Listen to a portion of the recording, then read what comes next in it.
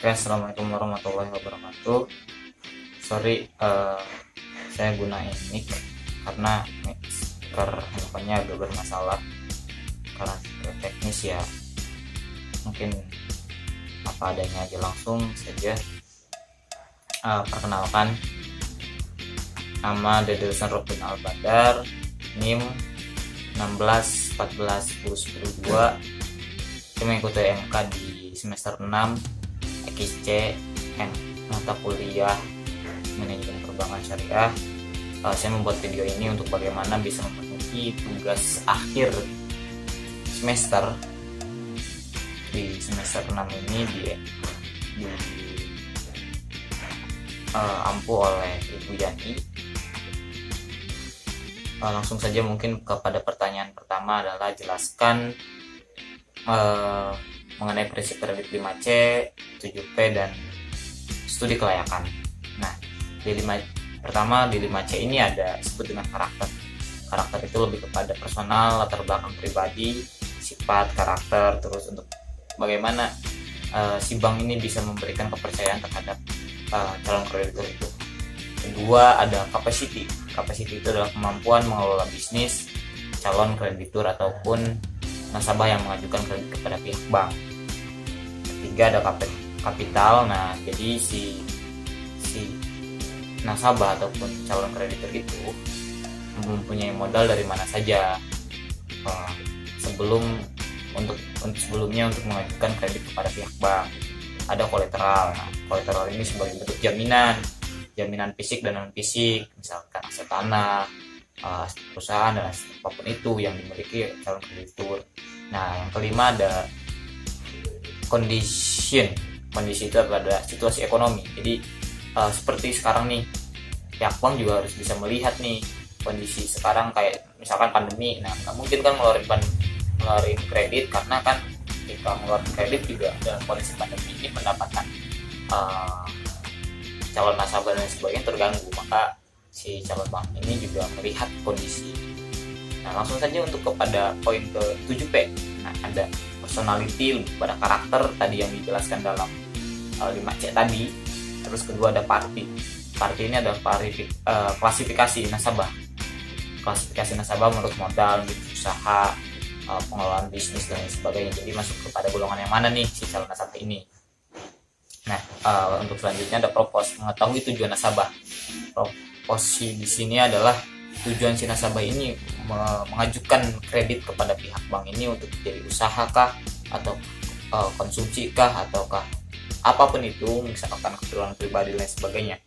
Dan keempat ada prospek di sini mengenai usaha nasabah ke depannya seperti apa, prospeknya bagus apa tidak, menjalin kerjasamanya menguntungkan atau tidak, apakah akan menjadi satu beban bagi bank memberikan kredit kepada calon kreditur nasabah itu tersebut dan lain sebagainya. Maka si bank harus benar-benar jeli gitu. Nah, ada payment di sini pengambilan kredit. Nah, si calon nasabah itu atau calon kreditur itu bagaimana cara proses pengembalian kredit kepada pihak bank. Nah, pihak bank akan melihat itu. Jadi misalkan dari usahanya segini dengan modal segini, terus pengelolaan pendapatannya segini, maka kan ketika dilihat dari segi itu kurang, maka pihak bank akan mempertimbangkan itu. Nah, selanjutnya ada profitability.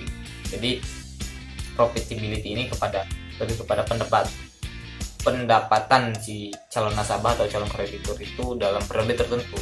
Jadi kurva pendapatan si calon kreditur atau calon nasabah itu dari periode ke periode, mengalami stagnan kah, apa fluktuasi dan lain sebagainya.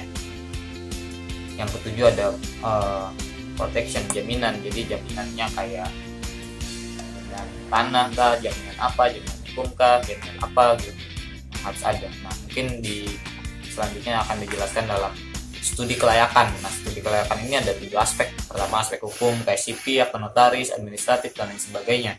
Kedua, aspek pasar dan pemasaran, lebih kepada prospek ke depan, pemasarnya seperti apa, targetan menengah ke atas atau ke bawah, seperti kayak gitu. Ada aspek keuangan selanjutnya. Nah, aspek keuangan ini lebih kepada pengelola usaha, pendapatan, mengantisipasi rugi, bagaimana mengelola laba, bagaimana Seperti itulah kira-kira. Nah, terus ada keempat, ada operasi atau teknis. Ini alat yang sudah ada. Misalkan dalam perusahaan ini alatnya udah ada ini, ada ini, ada ini, ada ini. Terus yang dimiliki alat teknisnya lebih kepada teknis, alat produksi dan alat apapun itu. Nah, manajemen lebih kepada menilai sumber daya manusia, entah daripada kualitas ataupun kuantitas. Secara kuantitas ini oke, secara kualitas namun tidak. Nah, maka dalam satu perusahaan itu pihak bank juga melihat gitu, si calon kreditur ataupun calon nasabah ini melihat daripada SDM. Yang kedua ada keenam pada 6 itu ada aspek ekonomi dan sosial. Nah, aspek ekonomi dan sosial misalkan mungkin terkait ekonomi lingkungannya, sekitar masyarakat dan lain sebagainya.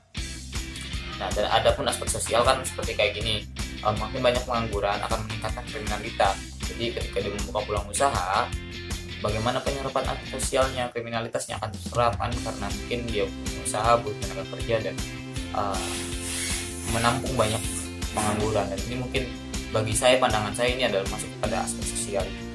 Dan ada AMDAL, analisis masalah dampak lingkungan. Dampak lingkungan ini kepada alam, lebih kepada, nah jika kita memberikan perusahaan ataupun bisnis dan sebagainya dalam satu wilayah, maka harus diperhitungkan juga AMDALnya, karena kan nggak mungkin walaupun dalam bisnis ada profit oriented, mungkin lingkungan juga harus diperhitungkan, karena kita tidak bisa dong jadi eksploitasi alam, mungkin karena alam harus kita rawat bersama. Mungkin untuk soal nomor 2 akan saya jelaskan di poin selanjutnya.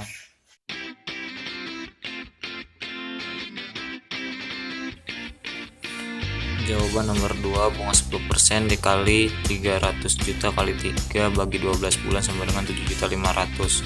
Sedangkan pajak 15% kali 7.500.000 sama dengan 1.125.000.